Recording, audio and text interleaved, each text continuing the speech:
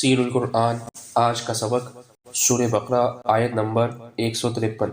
اعوذ باللہ من الشیطان الرجیم، بسم اللہ الرحمن الرحیم۔ یا ایہا الذین آمنوا استعینوا بالصبر والصلاة ان اللہ مع الصابرین۔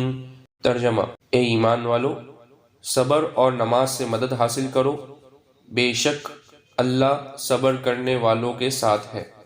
اس سورت کی آیت نمبر 40 سے بنی اسرائیل سے متعلق جو سلسلہ کرام شروع ہوا تھا وہ پورا ہو گیا، اور آخر میں مسلمانوں کو ہدایت کر دی گئی کہ وہ فضول بحثوں میں الجھنے کے بجائے اپنے دین پر زیادہ سے زیادہ عمل کرنے کی طرف متوجہ ہوں۔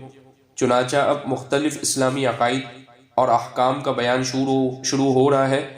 اس بیان کا آغاز صبر کی تاکید سے ہوا ہے، کیونکہ یہ دور وہ ہے جس میں مسلمانوں کو اپنے دین پر عمل اور اس کی تبلیغ میں دشمنوں کی طرف سے طرح طرح کی رکاوٹیں پیش آ رہی تھی۔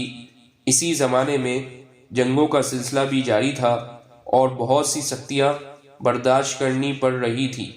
جنگوں میں اپنے عزیز رشتہ دار اور دوست شہید بھی ہو رہے تھے یا ہونے والے تھے، لہٰذا اب مسلمانوں کو تلقین کی جاری ہے کہ دین حق کے راستے میں یہ آزمائشیں تو پیش آنی ہیں۔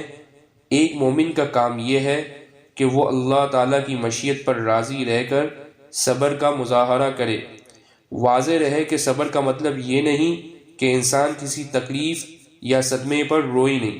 صدمے کی بات پر رنج کرنا انسان کی فطرت میں داخل ہے، اس لیے شریعت نے اس پر کوئی پابندی نہیں لگائی۔ جو رونا بے اختیار آ جائے وہ بھی بے صبری میں داخل نہیں۔ البتہ صبر کا مطلب یہ ہے کہ صدمے کے باوجود اللہ تعالیٰ سے کوئی شکوہ نہ ہو، بلکہ اللہ تعالیٰ کے فیصلے پر انسان عقلی طور پر راضی رہے۔ اس کی مثال ایسی ہے جیسے کوئی ڈاکٹر آپریشن کرے تو انسان کو تکلیف تو ہوتی ہے، اور بعض اوقات اس تکلیف کی وجہ سے انسان بے ساختہ چلا بھی اٹھتا ہے۔ انسان بے ساختہ کیا کرتا ہے؟ چلا بھی اٹھتا ہے، لیکن اس سے ڈاکٹر سے شکایت نہیں ہوتی، کیونککہ اسے یقین ہے کہ وہ جو کچھ کر رہا ہے اس کی ہمدردی میں اور اس کی مصلحت کی خاطر کر رہا ہے۔ وآخر دعوانا ان الحمد للہ رب العالمین۔